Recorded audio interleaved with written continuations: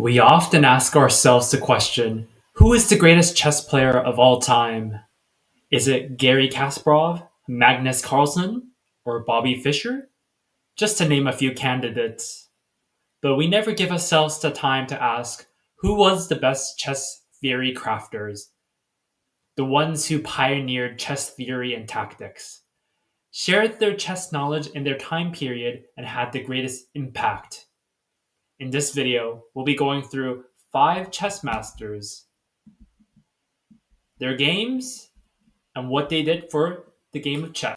Gino Greco was an Italian chess player and writer, and he lived between 1600 and 1634. He's recorded some of the earliest chess game known in their entirety and in history. He challenged anyone to a game of chess with money on the line. The game is simple. Your money or your pride. What will it be? It is not enough to play the pieces, you must understand the game itself.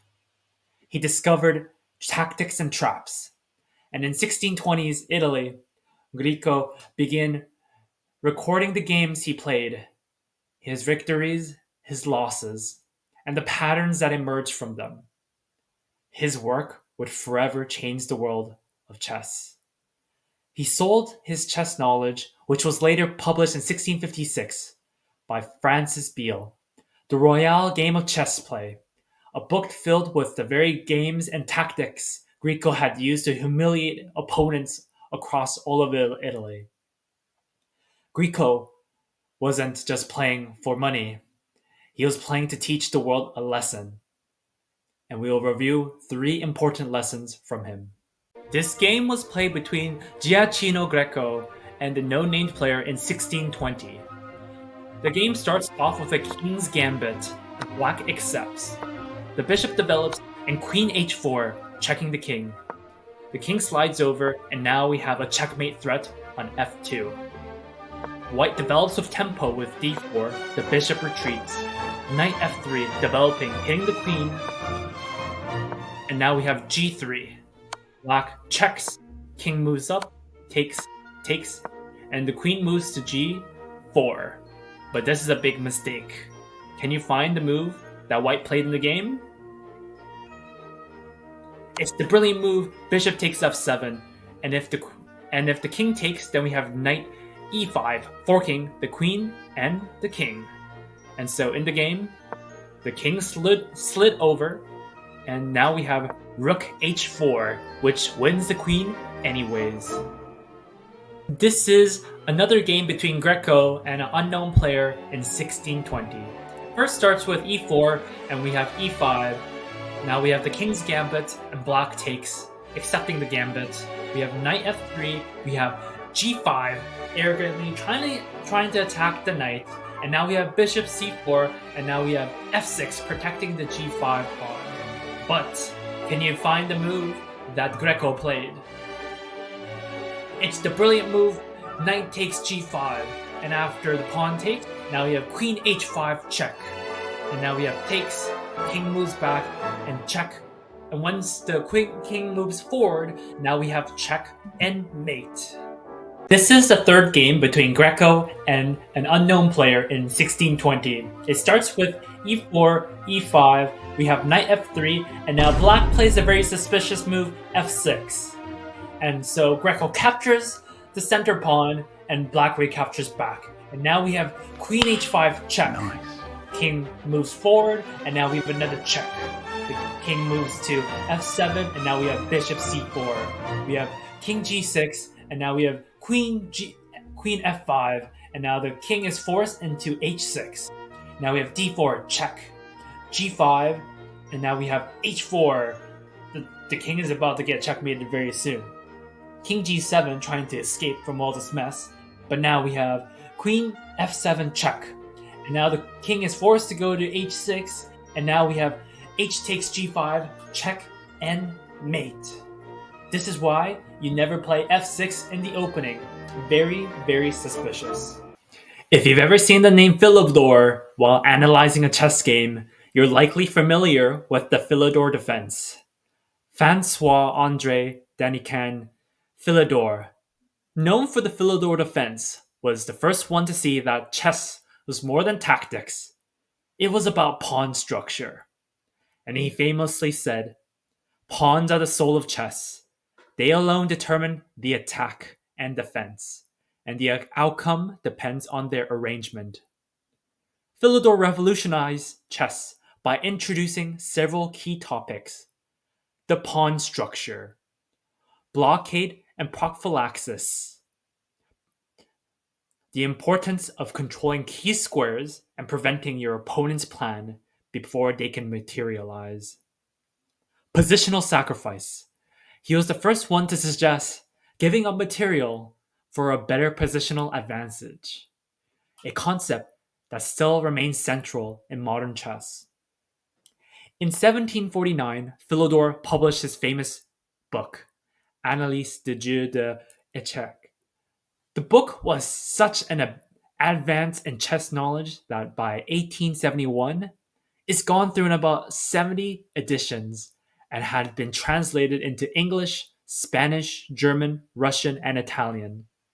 And in it, Philidor analyzed 9 different types of game. This game was played in 1749 between Francois-André Danny Philidor and against a no-named player.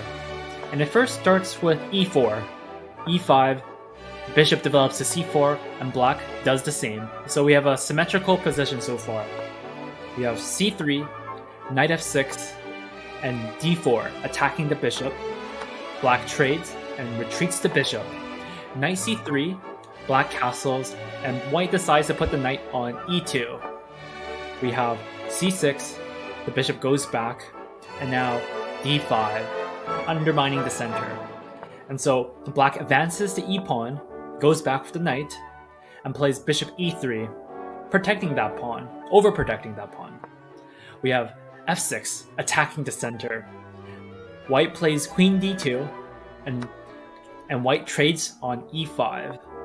We have bishop e6, trying to block the e-pawn from advancing. And we have knight f4, trying to trade the bishop for the knight. Queen e7, and white decides to trade on b6, and then castles. We have knight d7, and so we have an attack on the e5 pawn, and there's no defenders at the moment. And so how does Philidor defend this? Well, he captures the bishop, and then he plays f4. Very logical. And then knight c7, rook e1, bringing the last piece into the game. And after h3, we have d4. Now, d4 was covering the e4 square, and so now Philidor is able to put the knight on e4. We have h5, h6. So this no-name player is very ambitious with his kingside pawns, and he doesn't respect the king safety at all. We have b3 and b5. We have g4. Very, very ambitious pawn move by Philidor. This is very, very aggressive. We have knight d5, going for the knight e3. We have knight g3 retreating. We have knight now e3, and white is forced to trade. And now we have the a2 pawn that's undefended, and black takes the opportunity to take it. We have rook e1, and now white loses 2 pawns. Queen e4, and queen goes back to e6 to defend the g6 pawn.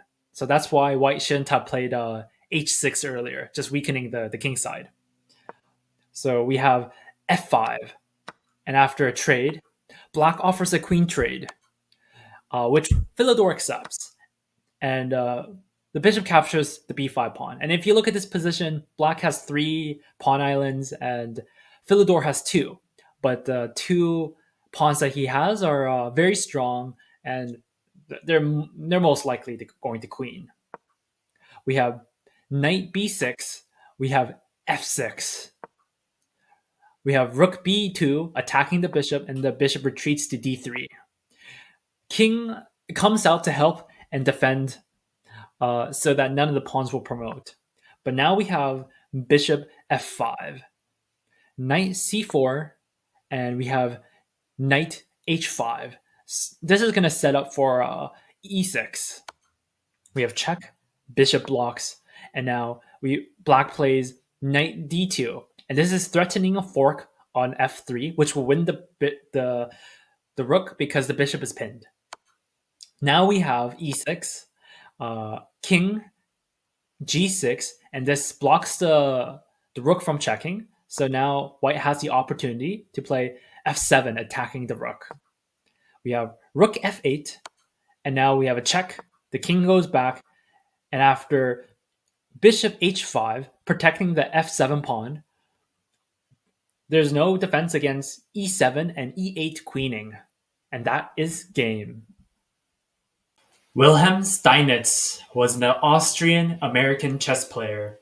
He was also a highly influential writer and a chess theoretician.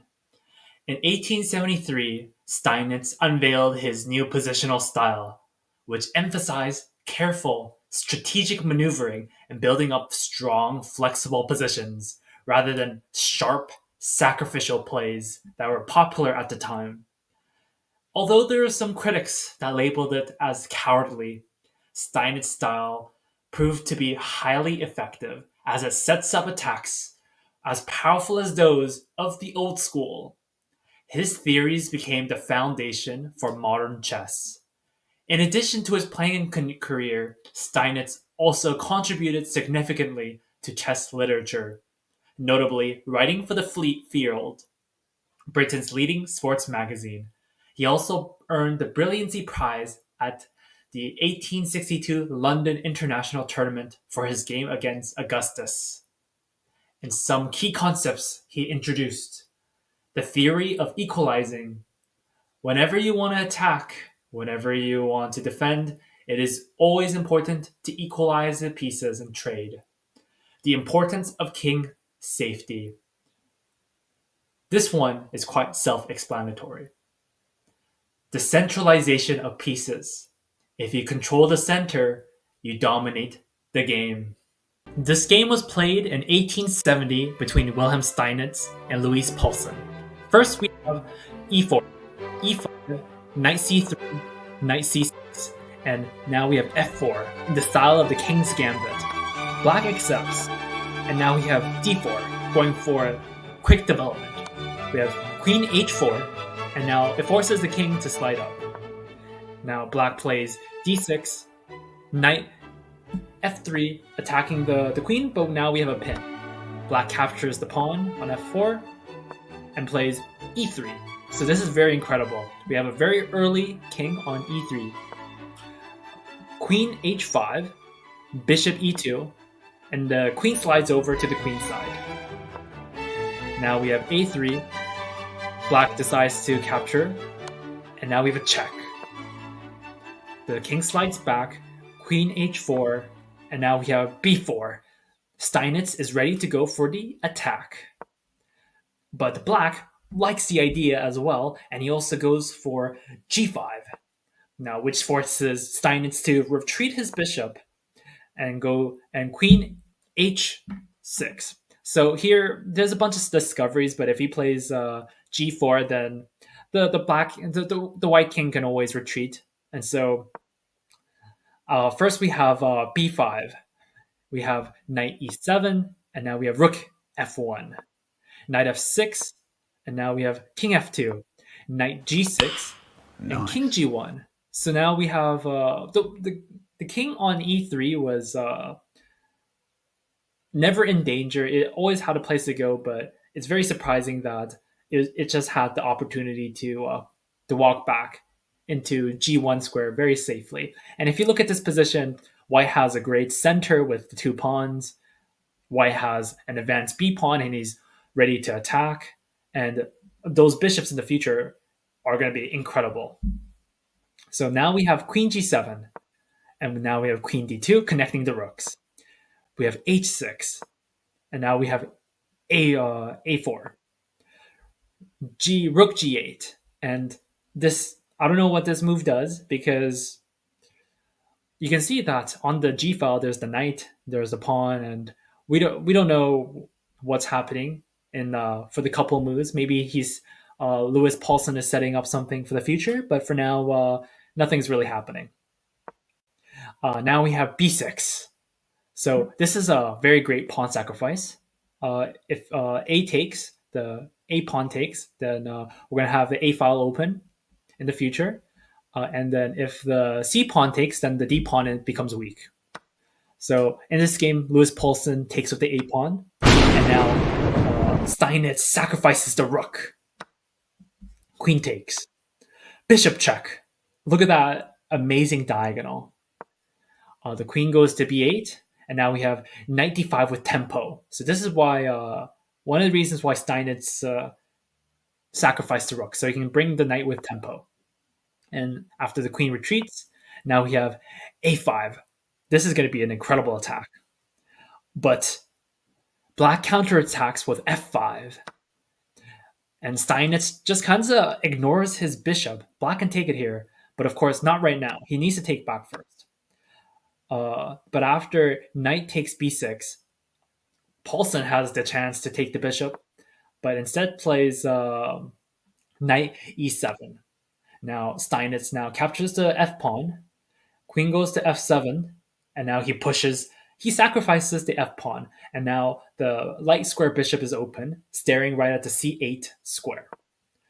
We have knight c6, and now we have c4. The pawns are storming in. Knight a7. We have queen a2, threatening to win the knight. And now Lewis Paulson just sacrifices the knight. And probably what he wants is after white takes with the pawn, that he wants the queen trade to just alleviate the pressure. But Steinitz does not allow this, and he goes knight d5, and the queen captures. And then Paulson captures the d4 pawn, and now we have queen a7, and then king c7, rook check, the knight blocks, and can you find the finishing move? Rook takes c6, checkmate. Aaron Nvic, a Latvian-born Danish chess player and a writer, one of the world's top players in 1920s. Notably in his book My System were concepts such as overprotection of pieces and pawns under attack, control of the center by pieces instead of pawns, blockading of opposing pieces, and notably the passed pawns, prophylaxis, and fianchetto, a leader in the bishop theory development. His famous game against Pawn Joner in 1926 perfectly illustrates his principle of first restrain, then blockade, and finally destroy. Perhaps his most legendary game, however, was the Zugzwang game, an absolute masterpiece against Samic at the 1923 Copenhagen tournament, where Nendovich used the concept of Zugzwang to force his opponent into a losing position. And beyond this play, Nendovich also coined much of modern terminology used to describe complex chess strategies. And so he leaves a lasting legacy in chess. This game was played in 1923 between Aaron Nendovich and Friedrich Simic in Copenhagen. First, we have d4. We have knight f6, c4, e6, and now we have knight f3, b6, and both players fianchetto their bishop. And white and black both castle. We have d5. We have knight e5, c6. We have c takes d5, c takes d5, bishop f4, a6. So this move is intending to set up for b5. We have rook c1, b5. Black eventually wants to put the knight on c4, if possible. Queen b3. This is kind of a useless move. It's targeting pawns right now, and there's not a lot of squares for the queen, so this is This is a mistake. We have knight c6, and white trades on c6, and now we have h3. There are better moves in the position, but white wants to set up king h2 to have a nice safe king. But Aaron Nenzovich plays knight h5 and forcing white to retreat the bishop and plays f5, going aggressive. We have queen d1, b4, attacking the knight. We have knight b1, bishop b5, and black is starting to take more control of white's territory. Rook g1, bishop d6. Look at black's two bishops staring at white's king. It's very very strong. We have e4. So the point of this move is because white played e4, the knight on h5 is hanging. But can you guess what Aaron Nenzovich played? It's f takes e4. He gives up the knight, and then rook takes f2. The queen goes to g5, and we have rook a to f8. We have king h1, unpinning the white bishop, and now we have rook 8 to f5. We have queen e3, and we have bishop d3. And if you look at this position, white has almost no moves to make. Rook c to e1, and can you guess what Aaron Nenzovich played? That called this game the immortal Zugzwang game. It was h6, a brilliant move. Black is in, white is in Zugzwang, and black is completely winning. Seberg Tarash, a German chess player and a medical doctor, was one of the strongest and most influential players of the late 19th century and the early 20th century. In the late 1890s, he was considered by many to be the world's best player, scoring heavily against the aging world champion Wilhelm Stein. Tarash was a strong advocate of piece mobility, emphasizing dynamic, active play. He disliked cramped positions and famously stated that they had the germ of defeat. His emphasis on mobility was in contrast to Steinitz' more static and positional approach. He also formulated the Tarash rule for rook endgames.